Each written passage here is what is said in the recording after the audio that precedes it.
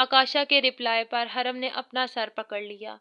پتہ نہیں کتنا عرصہ اب یہ خون خون کی رٹ لگائے گا۔ احسان کر کے جتلاتے نہیں ہیں مسٹر آکاشا حیدر افندی۔ حرم کا میسج سین ہوا۔ میں نے مس موسلا دھار سے بات کرنی ہے، آکاشا نے فرمائش کی۔ سوری، وہ سو رہی ہے۔ کوئی میسج ہے تو دے دو، میں اسے دے دوں گی، حرم نے معذرت کی۔ الجھے ہیں تیرے خیالوں میں ایسے، افریقن بچے کے بال ہوں جیسے، آکاشا نے میسج ٹائپ کر کے سینڈ کیا، جسے پڑھتے ہی حرم منہ پہ ہاتھ رکھ کے ہنسنے لگی کیونکہ ماہم سو رہی تھی۔ اسکول میں قدم رکھتے ہی ماسٹر جی کو آج ماحول میں غیر معمولی خاموشی کا احساس ہوا۔ اس سے پہلے کہ وہ اپنی کلاس کی طرف چلتے کسی نے انہیں پکارا۔ جی بیٹا، آپ نے مجھ سے کچھ کہا؟ ماسٹر جی نے مڑتے ہوئے ایک شاگرد سے پوچھا۔ جی ماسٹر جی، آپ کو ہیڈ ماسٹر اپنے دفتر میں بلا رہے ہیں، شاگرد کہتا ہوا چل دیا۔ جیسے ہی ماسٹر جی نے ہیڈ ماسٹر کے کمرے میں قدم رکھا، یوشے افندی کو پوری شان و شوکت ساتھ ان کی کرسی پر دیکھا۔ آؤ ماسٹر آؤ، رشتہ داری نہ سہی مگر ہم تمہارے گاؤں کے سردار ہیں، تو اتنا ہمارا حق بنتا ہے کہ تم ہمارا ایک چھوٹا سا کام کر دو، یوشے نے اپنے سامنے پڑی کرسی کی طرف اشارہ کرتے ہوئے کہا۔ ہمیں تم سے کچھ ذاتی نوعیت کا کام پڑ گیا ہے، اس لیے تمہیں یہاں اکیلے میں بلوایا۔ امید ہے تمہیں برا نہیں لگا ہوگا۔ یوشے نے پیپر ویٹ ٹیبل پر گھماتے ہوئے ماسٹر جی کے تاثرات نوٹ کیے۔ سائیں، میری کیا اوقات ہے کہ مجھے کچھ برا لگے؟ آپ ہمارے مائی باپ ہیں، حکم کریں کہ میں آپ کی کیا خدمت کر سکتا ہوں؟ ماسٹر جی نے دل کڑوا کرتے ہوئے عاجزی سے جواب دیا۔ بندے سمجھدار ہو مگر کام سمجھداری والے نہیں کرتے۔ یوشے کے طنز پر ماسٹر جی نے اپنی اینک درست کی۔ یہ خط پڑھ دیں، بڑی مہربانی ہوگی، میری اردو کمزور ہے۔ آپ کو تو معلوم ہوگا کہ میں آکسفورڈ کا پڑھا ہوں، مجھے اردو نہیں آتی۔ یوشے نے کہتے ہوئے ایک پرچہ ماسٹر جی کے سامنے رکھا، جسے پہچان کر ان کے ماتھے پر پسینہ چمکنے لگا۔ پرچہ کھولتے ہی ماسٹر جی کی پوری آنکھیں بھی کھل گئی، ان کے تاثرات ایک دم بدلے، جبکہ یوشے نے اپنے محافظوں کو باہر جانے کا اشارہ کیا۔ تم اسے پڑھ دو، ورنہ یہ خط مجھے جس نے دیا ہے مجبوراً مجھے اسی سے پڑھوانا پڑے گا، جو کہ شاید تمہیں اچھا نہ لگے۔ یوشے اپنی بے عزتی کا بدلہ امثال سے تو لے نہیں سکتا تھا، اس لیے ماسٹر جن پر اپنا غصہ نکالنے لگا۔ پڑھیں نا، کیا یہ اردو زبان میں نہیں ہے؟ یوشے نے ماسٹر جی کی مسلسل خاموشی پر چوٹ کرتے ہوئے کہا۔ سائیں، یہ ایک کہانی ہے، ماسٹر جی نے ہچکچاتے ہوئے بتایا۔ آپ سنائیں، میں سن رہا ہوں، یوشے نے سنجیدگی سے جواب دیا۔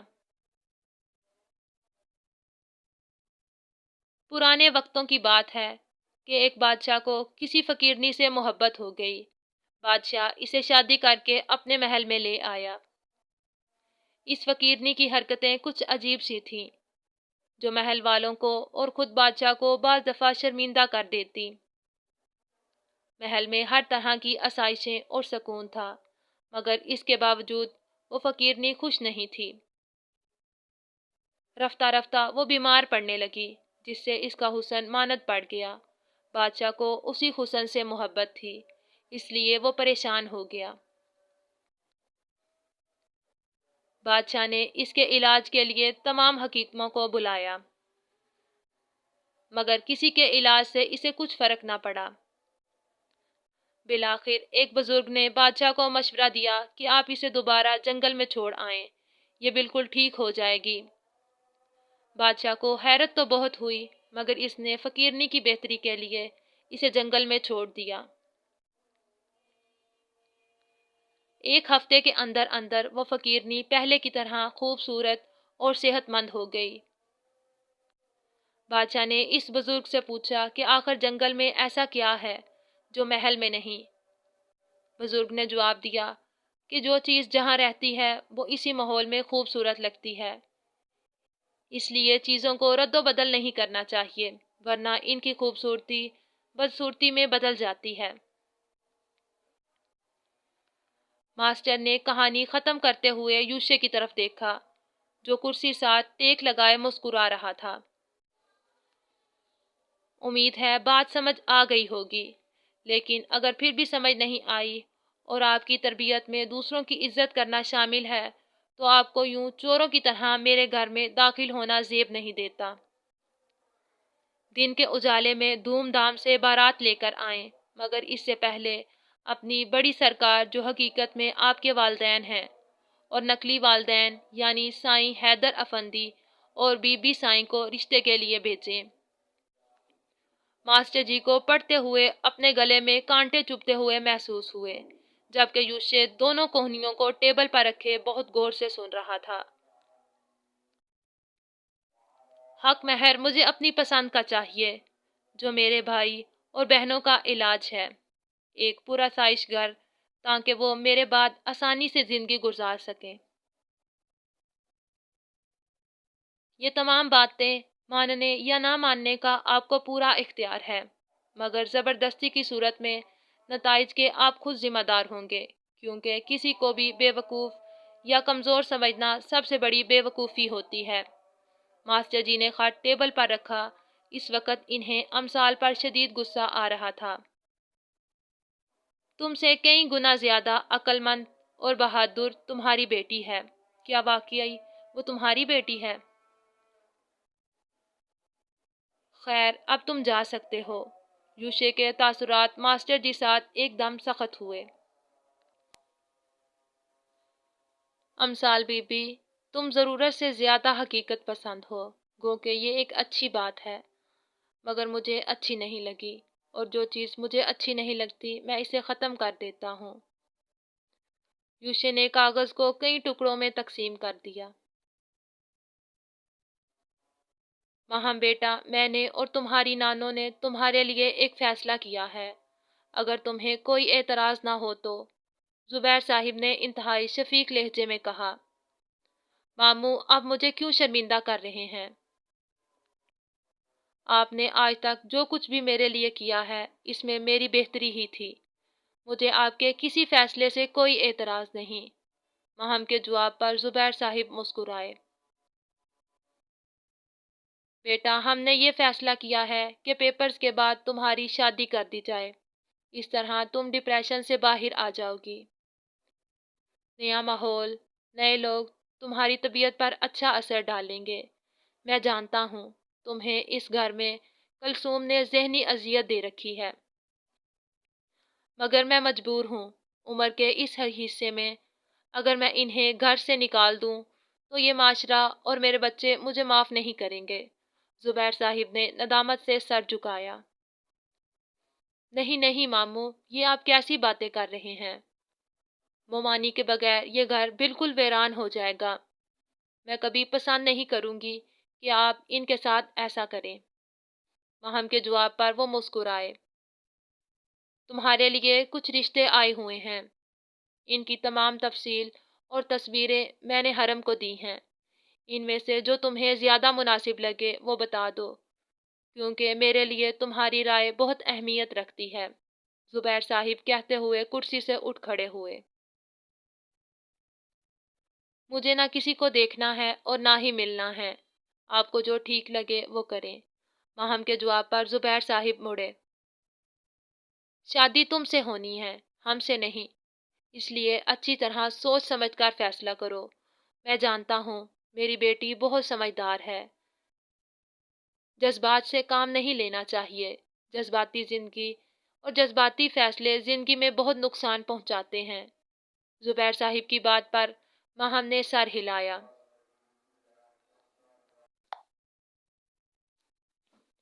میری دلی خواہش تھی کہ تم ہارون کی دلہن بن کر اسی گھر میں ہمیشہ میرے پاس رہو، مگر وہ نواب زادہ ہمارا چین تباہ کر کے خود چین جا بیٹھا ہے۔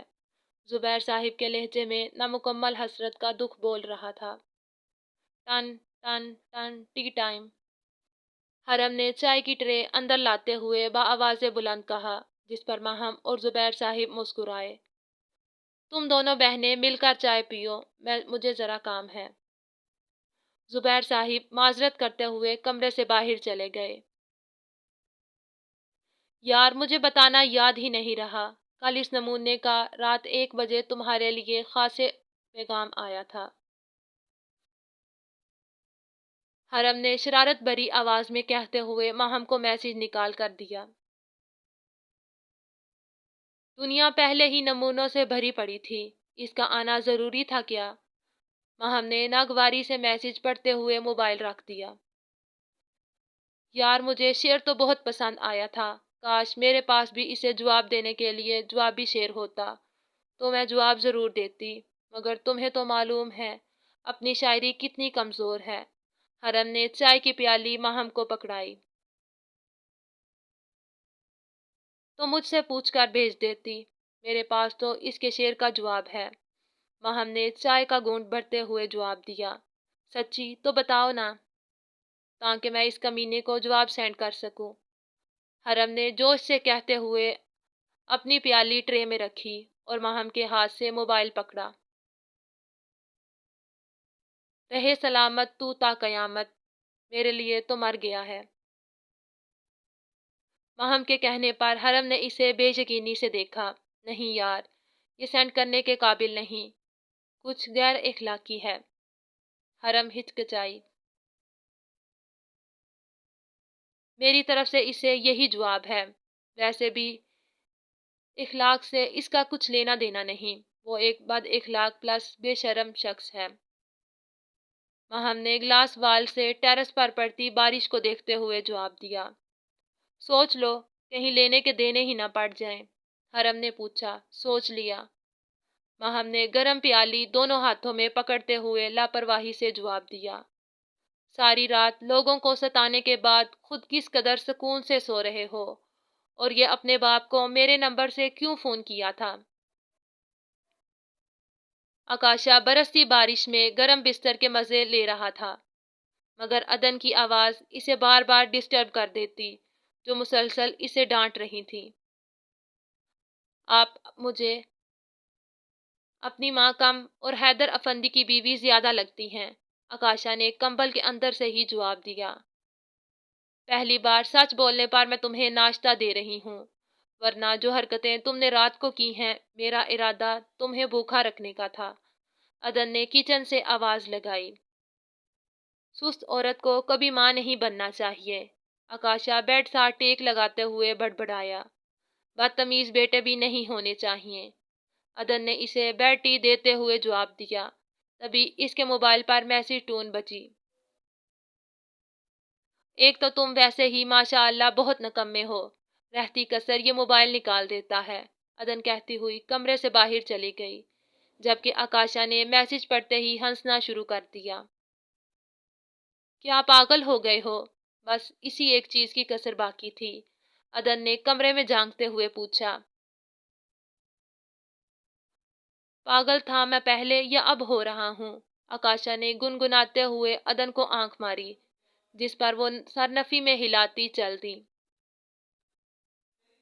حرم بی بی، یہ شعر تم نہیں لکھ سکتی، جس نے لکھا ہے اسے کہو مجھے بھی جون ایلیا کی شاعری آتی ہے۔ اگر میں جواب دینے پر آیا تو جناب جون ایلیا نے ایسے ایسے شعر کہے ہیں کہ وہ بے ہوش ہو جائے گی، پھر اسے ہوش میں لانے کے لیے میرے ہی خون کی ضرورت پڑے گی، لہٰذا احتیاط، کیونکہ احتیاط علاج سے بہتر ہے۔ آکاشا کا میسج پڑھتے ہی حرم دبا دبا سا مسکراتی موبائل حرم کے آگے کر کے برتن سمیٹنے لگی۔ یہ تو ہے ہی بغیرت، بے شرم، ذلیل، اس کے منہ لگنا ہی فضول ہے۔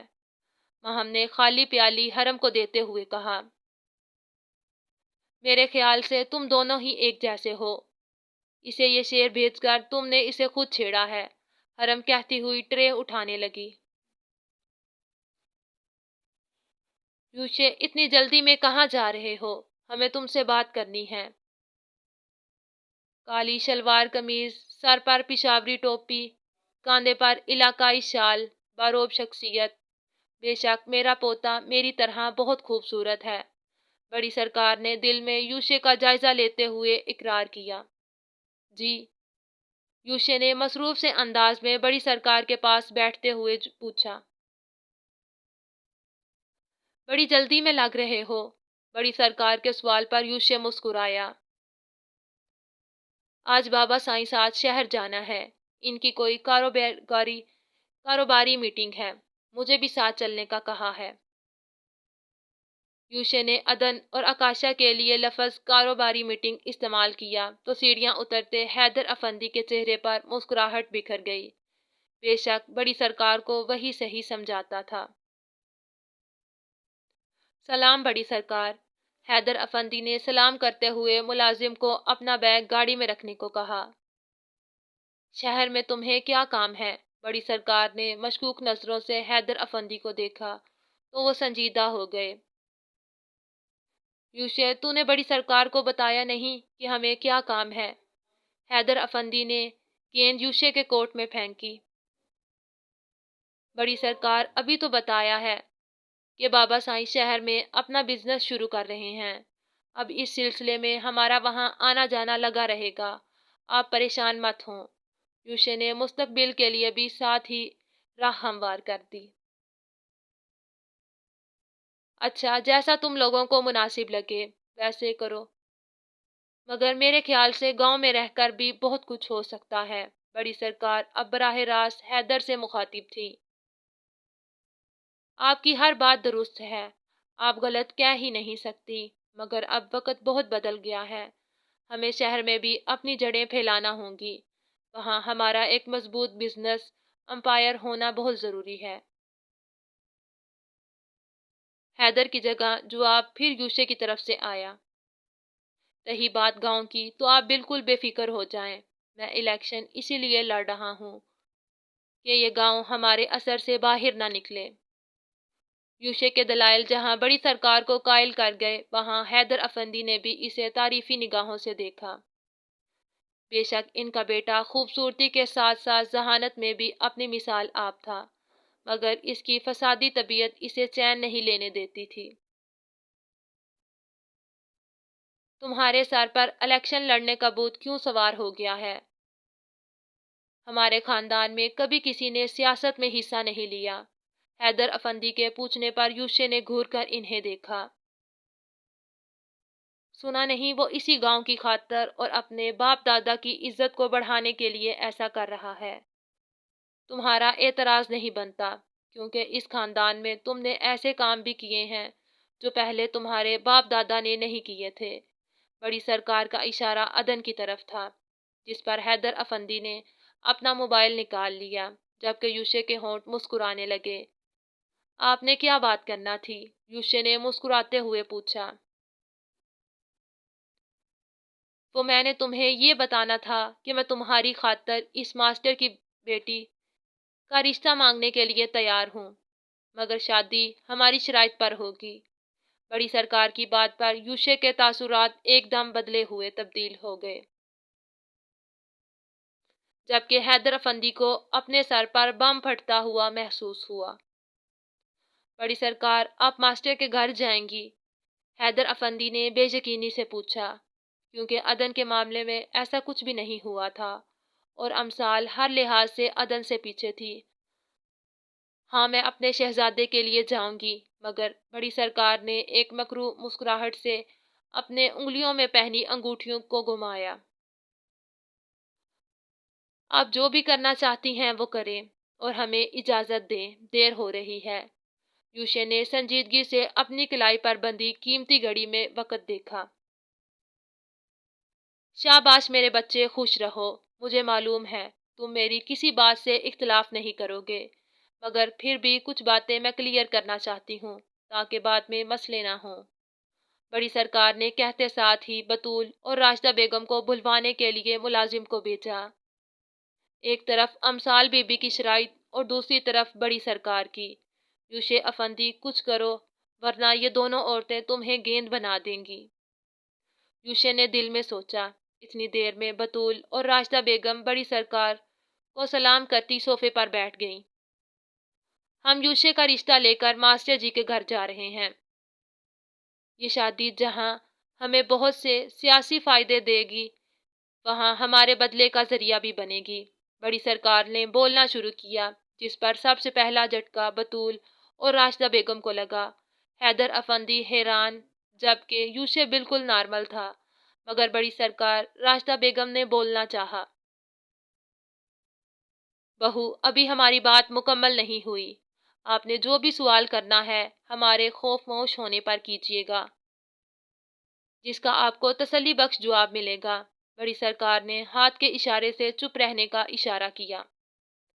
وہ لڑکی اس حویلی میں یوشے کی دلہن بن کر آئے گی، مگر حقیقت میں وہ میری ذاتی نوکرانی ہوگی۔ اس کا یوشے سے کوئی تعلق نہیں ہوگا اور نہ ہی اس سے ہماری نسل چلے گی۔ وہ ساری زندگی اس حویلی میں ایک غلام کی طرح زندگی گزارے گی، تاکہ اس کی طرف دیکھ کر باقیوں کو نصیحت ہو کہ افندی خاندان سے بدتمیزی کرنا کتنا مہنگا پڑتا ہے۔ یوشے اپنی مرضی سے جب چاہے جہاں چاہے شادی کر سکتا ہے۔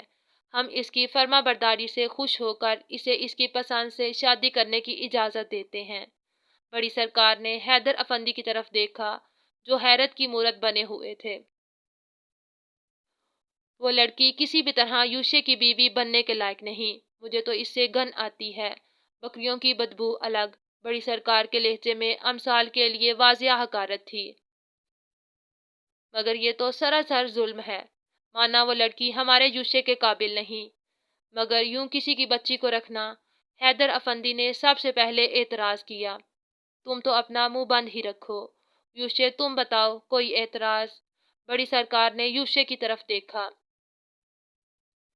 مجھے کوئی اعتراض نہیں، آپ جانے اور وہ، مگر شادی اسی ہفتے ہوگی اور بس۔ یوشے سنجیدگی سے کہتا اٹھ کھڑا ہوا، جبکہ باقی سب اسے حیران و پریشان دیکھ رہے تھے۔ تم ایسے تو نہ تھے؟ راشدہ بیگم نے یوشے کو افسوس سے دیکھا۔ میں اس سے بھی زیادہ ایسا ہوں، آپ پریشان نہ ہوں۔ یوشے جواب دیتا لاؤنج سے باہر چلا گیا، جبکہ بڑی سرکار نے اسے فخر سے جاتے ہوئے دیکھا۔ دیکھا تم لوگوں نے، یہ پیر بانو کا جانشین ہے، بالکل میری طرح۔ مذاق تھوڑی ہے۔ اور تم دونوں کل میرے ساتھ یوشے کا رشتہ لے کر ماسٹر کے گھر جاؤ گی۔ سارا گاؤں دیکھے گا جس طرح میں اپنے شہزادے کا رشتہ لے کر جاؤں گی۔ کسی کی بارات بھی ایسے نہیں آئی ہوگی۔ بڑی سرکار اپنی چادر درست کرتی پلٹ گئیں۔ حیدر سائیں، یہ سب کیا ہے؟ راشدہ بیگم کے پوچھنے پر حیدر افندی نے ایک پرسوچ سانس خارج کی۔ میری سمجھ سے یہ سب باہر ہے، اپنے شہزادے سے پوچھیں۔ حیدر افندی کہتے ہوئے کھڑے ہو گئے۔ ان کے ساتھ ہی بطول اور راشدہ بیگم بھی کھڑی ہو گئیں۔ اب آپ کہاں چل دیے؟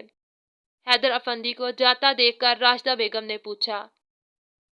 شہر میں کچھ کام ہے، کل تک آ جاؤں گا، حیدر افندی نے بغیر مڑے جواب دیا۔ مجھے کم از کم یوشے سے یہ امید نہیں تھی، وہ تو بالکل بڑی سرکار کی پرچائی بن گیا ہے۔ پہلے میں حیدر کے لیے روتی تھی، اب یوشے۔ راشدہ بیگم نے بے بسی سے بطول کو دیکھا، جس پر بطول سر جھکا گئی۔ اس وقت زبیر صاحب کے چھوٹے سے گھر میں بڑی رونق تھی۔ عدن، حیدر افندی، یوشے اور آکاشا ان کی سادہ سی بیٹھک میں موجود تھے۔ وہ اپنے ساتھ فروٹ اور مٹھائی کے ٹوکرے بھی لائے تھے۔ گھر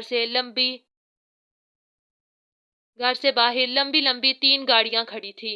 حفاظتی گارڈز ان گاڑیوں کی قیمت مزید بڑھا رہے تھے۔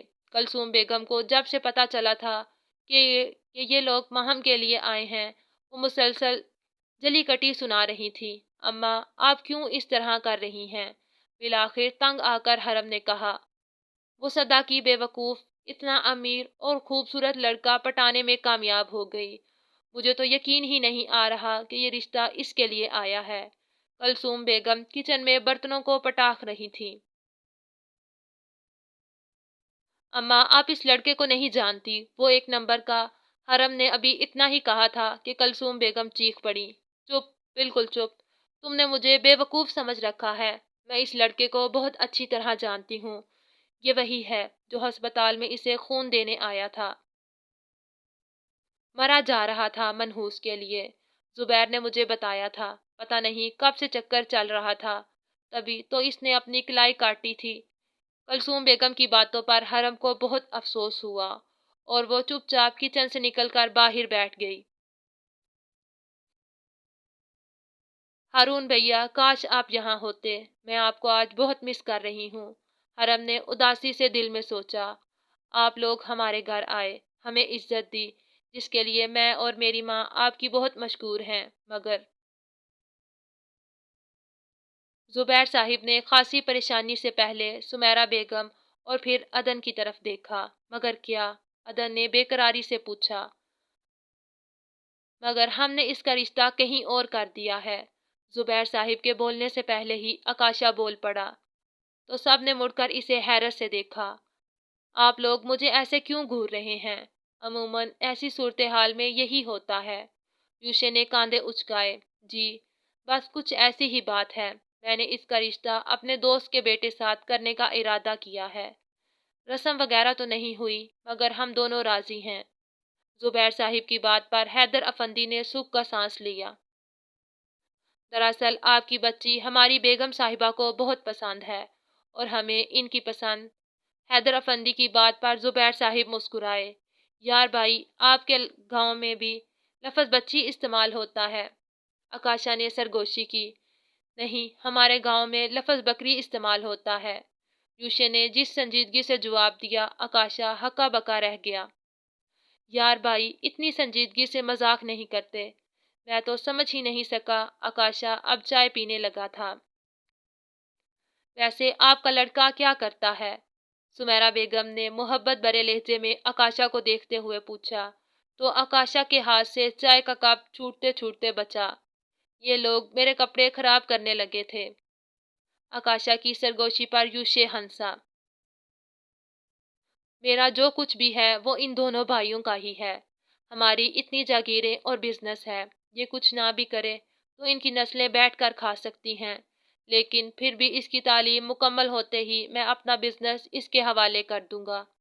حیدر افندی کی بات پر جہاں زبیر صاحب اور سمیرہ بیگم مطمئن نظر آئیں، وہاں کلثوم بیگم جل بھی گئیں۔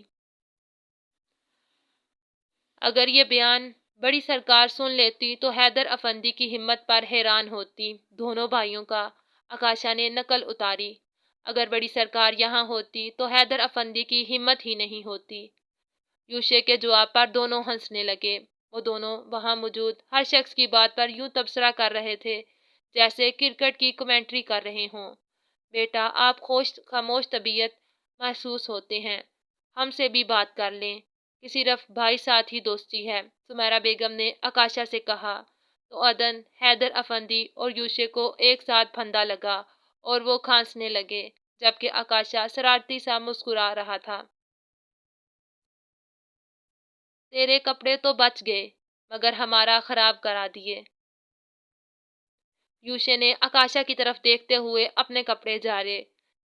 گھر کی مرغی دال برابر، تم لوگوں کو میری قدر ہی نہیں ہے، دیکھو وہ کس طرح میری تعریفیں کر رہا ہے۔ آکاشا نے اپنی جیکٹ سیدھی کی۔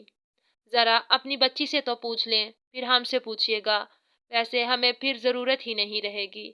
یوشے نے آہستہ آواز میں زبیر صاحب کو مخاطب کیا، تو آکاشا نے اس کے ہاتھ سے بسکٹ لے لیا۔